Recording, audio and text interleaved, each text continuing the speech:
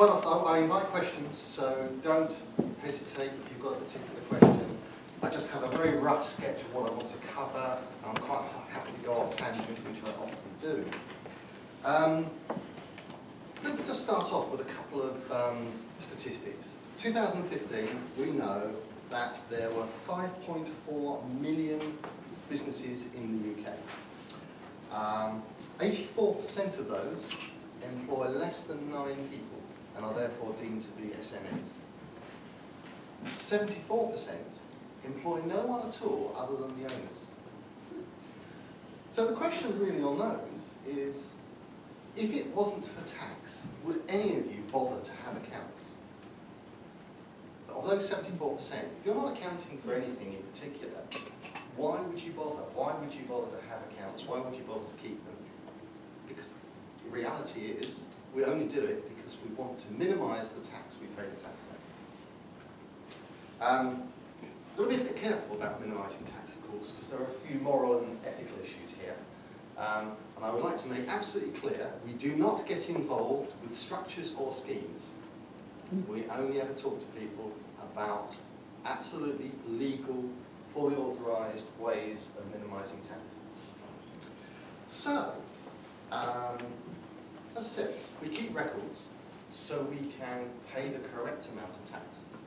Now, and obviously the correct amount of tax changes depending on circumstances, depending on what you're spending your money on. Now, one of the key things we always start off with our clients is to tell them that make sure you record everything. Because there's no point in people wandering into my office after the year end with a dustbin liner full of invoices telling me that I think that's everything.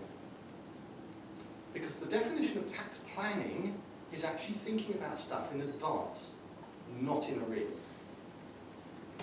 So, moving digitally into the digital age is fantastic because what it's doing is it's getting rid of the historical accountant and creating the accountant of now. The accountant who is looking at your records and your information and your accounts and your tax planning in real time. And that is quite an exciting opportunity. Just before I came out, one of my staff emailed me an article which is sitting on Accounting Web and was issued today. And it covers one of the points I was going to make. And headline, the government expects every business to keep its accounting records in a digital form. That's the headline on Accounting Web. And this is their Making Tax Digital plan. It's a massive, massive plan. Their revenue are spending £1.3 billion of our money to become the foremost digital tax authority in the world. Whether that works doesn't matter, but that's the plan.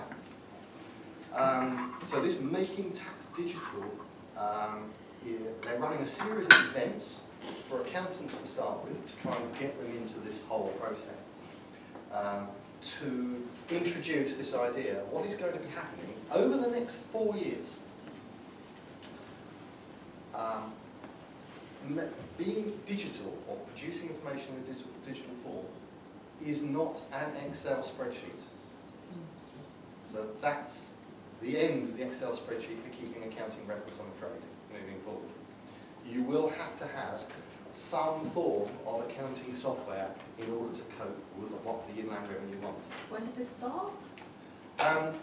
It hits sole traders and landlords 17, 18. All limited companies will have to comply by 2020. Oh, it's ages. Ages away. It's not that way, because it's on now. It's not, unfortunately. So can you say that, everybody by 2020, but sole traders earlier? They're actually doing sole traders and landlords first, which came as a bit of a shock to us. Not Sainsbury's? No. Well, Sainsbury's, big companies already have a form of digital reporting quarterly. But no, what drove this originally was, of course, the idea of universal tax credit, because they want to know how much self-employed people are actually earning on a quarterly basis so they can adjust their tax credits. So that was the very first thing. But of course, they've looped in pretty well people who are doing tax returns. Now, interestingly, something I was triggered just recently, is that at the moment, the revenue are receiving approximately 20 million tax returns. But of course, the announcement in July's budget last year was, don't worry guys, it's the end in sight for tax returns. Instead, you're all going to have a digital tax account. Now, in essence, what that actually means is, from 20 million people having to prepare tax returns, we're moving to a situation where there will be 50 million digital tax accounts. Now, that's going to include people who currently do not do a tax return and don't think they do need to. So, as an example, my 82-year-old father-in-law, who is not really digitally aware, but because of the way his income is structured, he has a small pension, but I think he receives about £12,000 a year in dividend income. And unfortunately, dividends are being taxed at a special rate after the 6th of April this year. That's not So very nice. suddenly, he needs to do a tax return. Oh, he's 84. He should be taxed. He's had a good life. Well, that's the problem. So of course, he's fortunate. Is he fortunate? He's got me as his son-in-law, so he said, Peter, will you take care of my tax return? Of course I will. But you suddenly seeing, if we're going to go to 50 million digital tax accounts, there's going to be people out there who are not digitally aware and aren't able to cope with it. So there's going to be lots of problems. The other concern for us, of course, is that the revenues, the attitude to this is, don't worry, your digital tax account will be fed by all the digital information we're getting from everybody else. So, if you're on payroll, your payroll under real-time information will feed into your digital tax account. Your pensions, if you're receiving a pension from Aviva or whoever, feeds into your digital tax account. And the life will be perfect. You won't need accountants. Literally 3 weeks ago, the wife of a former client of mine, who unfortunately he sold his business, that's why he was a former client, but unfortunately he then died about 18 months ago. So she's been doing her tax return herself. She's 75. She got a letter from the revenue saying, she doesn't normally do a tax return. She got a letter from the revenue saying, we've extracted the data from your information and you owe us £2,000. So she phones up and said, I don't know what you're talking about. Why would I owe you £2,000? And the tax officer was rude. Why don't you know about a £10,000 error on your account? So anyway, she phones me, I go around, pick up all the data. My tax manager phones the revenue up, very sweetly says, excuse me, can we just confirm a couple of details on this levy's pension? We understand that Aviva use multiple PAYE references, so we're missing a P60. Could you please tell us what the reference numbers are so we can ask for it? And the nice guy at the end of the phone goes, no, there's only one P60. So Virginia says, well, I've got this P60 in front of me, and it says her income is 6,555, and your letter says 16,555. What's the difference? He had to admit it was an error. So we demanded an apology, which my client got. Very half-hearted apology, but it goes to show, well, unfortunately, that's an example of many circumstances where the revenue did it wrong. So digital tax accounts are going to be very exciting times for us. So that's hitting the sole traders and the landlords first, and as we know, that all those poor landlords are going to have to pay more tax because all the tax rules are changing for them over the next 4 years, and it is a significant increase in their tax liabilities, but they're going to have to declare their income every quarter. Now, interesting as far as we're concerned is that there is a thing called a seasonal trend. One quarter is not necessarily like another. So the revenue are almost certainly going to move to a scenario of taxing you quarterly as well. So you'll be making a tax payment every quarter based upon your quarterly accounts. So, good quarter, lots of tax, followed by bad quarter, let's get some of it back. Good quarter, lots of tax, we can see all these things coming. It's going to be exciting. But how do you record this information? How are you going to present this information to the Inland Revenue? You can't send them an Excel spreadsheet. We don't really know what format it's going to be just yet. They're making hints towards us as to what's happening. But we think, inevitably, we'll have to use some form of accounting software. Probably cloud-based. And the reason we're saying cloud-based anyway is that traditionally, software has been on your computer, in your office. If you want your accountant to check it, the accountant's going to have to go, have a look, or you send them a flash drive, or you try to email the data. There's a delay. The accountant receives it. It's got lots of other jobs. He gets around to doing your job. In the meantime, have you been able to update any of your data? Probably not. So he's sitting on that information, ready to give. There's lots of to-ing and fro-ing, backwards and forwards, before we get to a situation where we can give you some accounts, or accounts that can be relied upon. They're cloud-based accounting systems, however, mean you can be working on it, or we can be working on it, your bookkeeper can be working on it, you can be sitting on the beach somewhere, looking at what your accountant is getting up to, or what your bookkeeper is getting up to, or what your sales staff are getting up to, because it's in the cloud. And multiple users can use this stuff. And generally, these cloud-based offerings are a lot cheaper than buying the outright software. So, in my office, we've been using a system called Cashflow, spelled with a K, for about 7 years. Absolutely ideal for one-man bands, small businesses. Really, really simple, straightforward system. I quite liked it because it was written in Essex by someone in Southend who wasn't an accountant. He was a software designer who hated Sage. Anybody heard of Sage? Yeah. Disliked Sage because Sage was written by accountants for accountants. It's written in a language which is foreign to most of you. We understand it, but you guys quite often don't. So Sage was the market leader, very much so. We're now looking at, so we were looking at Cashflow. Cashflow was then sold out to another British company, so as far as we're concerned, it's 100% British, and we quite like it. It's a good little system. £10 a month. Cheap as chips. Really good. Lovely little system. So we're Gold partners for Cashflow. Great system for one-man bands. We then decided that there were circumstances which just didn't fit. So we looked at some of the other opportunities out there. We've got QuickBooks Online.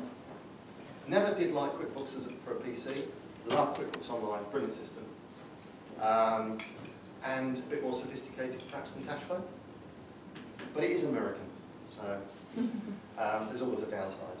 And then there's Xero. Xero has absolutely taken the world by storm. It was developed in Australia in 2006, I think it was. Went across to the States, started taking a big chunk of market share in the States. Great product. It's now over in the UK, been in the UK for a few years. Advertising on the London Underground, if any of you have been travelling in London, you probably have seen their adverts. They are pushing the cloud-based accounting system big time. So Xero will, in my view, become the leader in online accounting software in the future. It has some advantage over Cashflow. For example, great multi-currency. So if you're selling abroad, it's got a good facility for that. It also has multiple level passwords, so that if you have an accounts department and you want to ring fence the person who works on the purchase ledger from the person who works on the sales ledger, you can do it using Xero. Did a Google Analytics check the other day. Searches in the UK per month on Xero is something like 90,000, and the others are 10, 20,000. So the searches on Xero are phenomenal. Particularly in London, massive searches in London on Xero, partly because of what they're advertising. So, are they all similar prices, £10 a month? Xero is more expensive. Yeah. QuickBooks is about 15, Xero kicks in. They have got a couple of offerings, and I think they're doing a 6 months half price at the moment, but they're normally around about £20. Still, incredibly good value. Incredibly good value. So, those sort of companies almost certainly will be gearing up to be doing these quarterly reports to the Inland Revenue. But we all know that there is a danger that if you just accept whatever's just gone in, it will be looked at just black and white, and therefore misunderstandings will occur. So, do you wish to risk pushing that button to file something if you're not too sure what the end result is going to be? So we can see the demand for accountants who are working in the cloud, us being involved, because we, just from my client's point of view, they will want to know, do I push the button, Peter, would you push it for me? Because I don't want to get into trouble. And I don't want to tell them something which is going to give me a massive tax bill. So going back to that earlier comment about the accountant of now, that's what accountants are going to need to do.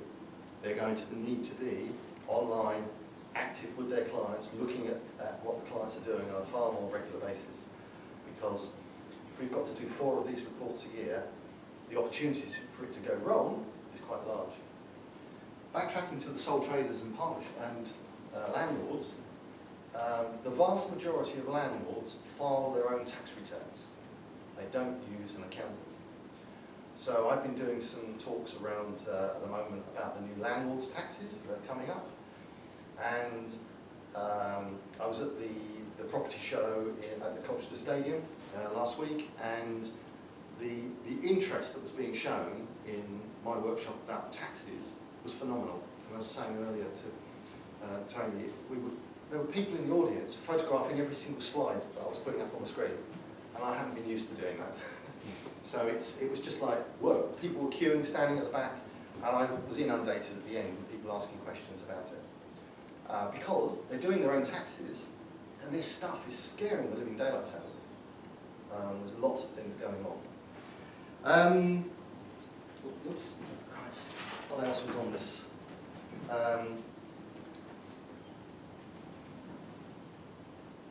Yes, so of course, yeah, as I said, it's all to do with in the future, bespoke accounting software.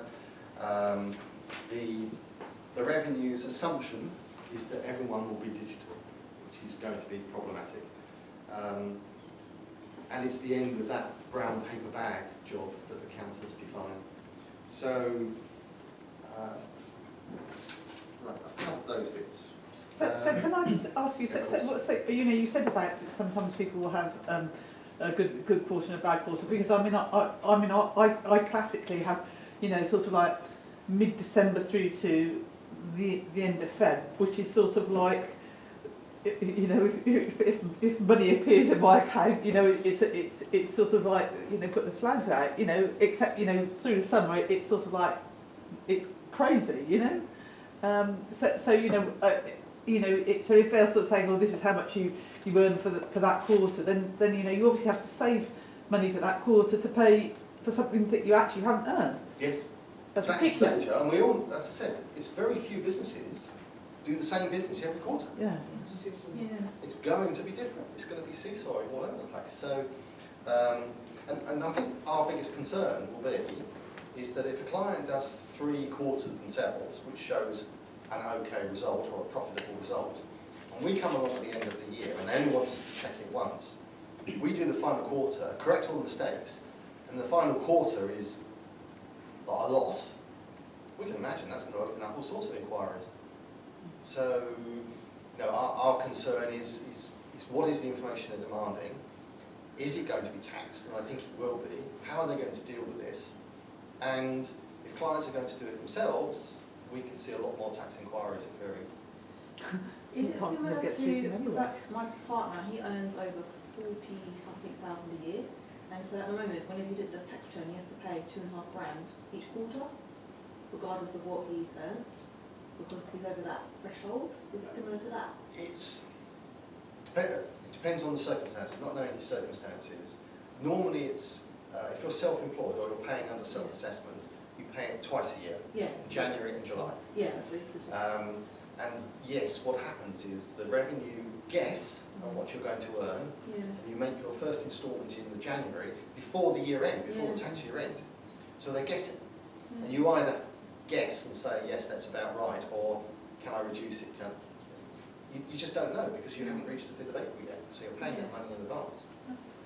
The other issue we also have is a number of our clients we have to slap fairly heavily because they could take 6 months to get their accounts to us.